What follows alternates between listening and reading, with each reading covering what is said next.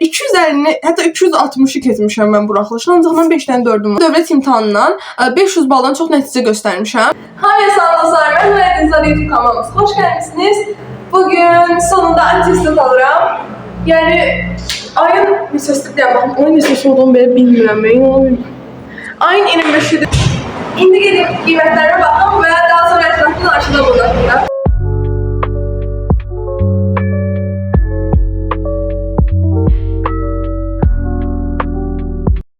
Bəli dostlar, indi mən evə gəlmişəm və attestatlarımı aldım. 9-cu sinif attestatımda sadəcə bir 4-üm olmasına rəğmən 11-ci sinifdə 5 dənə 4-üm var və 9-cu sinifdə mən 205,6 bal yığmışam, 11-ci sinifdə yığmışam 261,5 bal və 300-dən yığmışam bunlar, yəni buraxılış ballarımdır. 250, hətta 260-ı keçmişəm mən buraxılışdan, ancaq mən 5 dənə 4-üm var.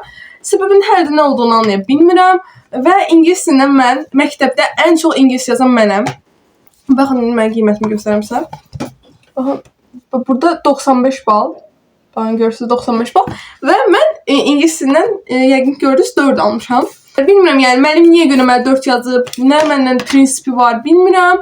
Həmin bu ingilis dilini tədris edən Nigar müəllimə bir uşağa da bizdə qiymətini zəif yazıb, halbuki bu uşaq 75% keçib, 5 aldı imtahandan. Ancaq müəllim bu uşağa 3 yazıb, baxın, uşağa 3 yazıb. Yəni, durub uşaqla prinsip aparıb həmin uşağı 3 yazan adamdır. İkimiz də 5 almışıq. Hətta Nuray 95 bal almışıq. Ən yüksək baldır. Ən yüksək mən yapmışam məktəbdə ingilis üzrə. BSG-lerimdən biri 97, biri 100. Yəni dərsdə də keçib həmişə oturandım. Heç kim olmasa da, bir iki dənə qız olur. Mənim qiymətlərim, bəzi qiymətlərimdə mən baxın, 11-ci sinifdən dediyim kimi o qədər bal yığmama rəğmən 5 dənə 4-üm var və düzəliş oluna bilərdi, ancaq olunmadı. Yəni bilmirəm niyə görə olunmadı. Mən fiziki tərbiyədən mənə 4 yazıblar. Halbuki yəni mən fiziki qabiliyyətim digər o 5 olan uşaqların üstün olduğunu sizə deyə bilərəm. Mən elə fiziki hərəkətlər edə bilirəm. Yəni onu başqa uşaqlar edə bilmirlər.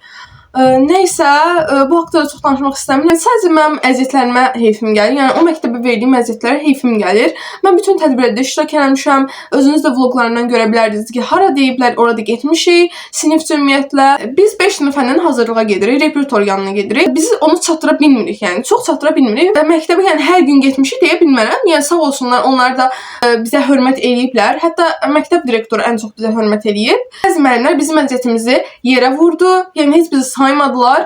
Dövlət imtahanından 500 baldan çox nəticə göstərmişəm. Bu yəni 70%-in üstüdür və mən yəni buna yəni o qədər də pis olmuram. Heç bir rol oynamır mənim həyatımda. Ancaq yəni niyə görə də mənim əziyyətlərim yerə vuruldu ki, hər nəysə, yəni onları Allaha tapşırıram ki, vicdanlarına hərəkət etməyiblər. Mən sadəcə yenə deyirəm, ingilis dilindən narazıyam, bir də fiziki tərbiyə müəllimindən narazıyam ki, mənə niyə 4 yazıb.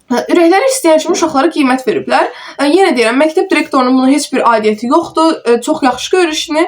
Ancaq yəni bəzi müəllimlər var ki, onlar heç yəni bilmirlər uşaqlara nə qiymət yazırlar. Elə kimlə də gəldi keyfini istəyən qiymətləri yazıblar uşaqlara. Yenə deyirəm, pis olmuram. Niyə görə də pis olum? Mənim hələ qarşıda çox yolum var və belə şeylərə əgər mən indi oturub kədərlənsəm, qarşıda mənə nə qədər şeylər gözləyir. İnşallah yaxşı olaramsa pozitiv düşünürəm hər zaman.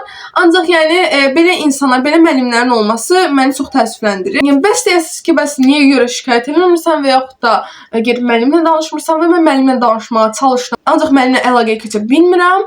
İnşallah qarşıma gələcəkdə belə hadisələr çıxmaz. Bundan sonra da universitetdə inşallah daha yaxşı müəllimlərlə qarşılaşaram. Daha insaflı, vicdanlı müəllimlərlə qarşılaşıram deyə ümid edirəm. Pozitiv qalın. Hər zaman yəni həyatda belə şeylər olur. Bu attestatları yazılan qiymətlərini mənim savadımı əks etdirmədiyini düşünürəm. Yəni bura nə yazılırsa yazılsın. Baxın, hər şey qiymət demək deyil. Buradan bütün məzunlara demək istəyirəm ki, heç nəyə görə keyfinizi pozmayın. Və yaxud da hələ məktəbdən məzun olmayanlar üçün deyirəm, həyatınıza belə şeylər çıxa bilər və siz mübarizə olmalısınız. Yəni vecinizi almayın. Çünki bilsin də əgər mən buna indi vecimi alsaydım ki, mənim niyə 4 yaz var, oturub stresə düşsəydim, yəni mənim həyatım daha fərqli ola bilərdi. İnşallah ki, bütün hamımızın həyatında böyük uğurlar, böyük nailiyyətlər olar.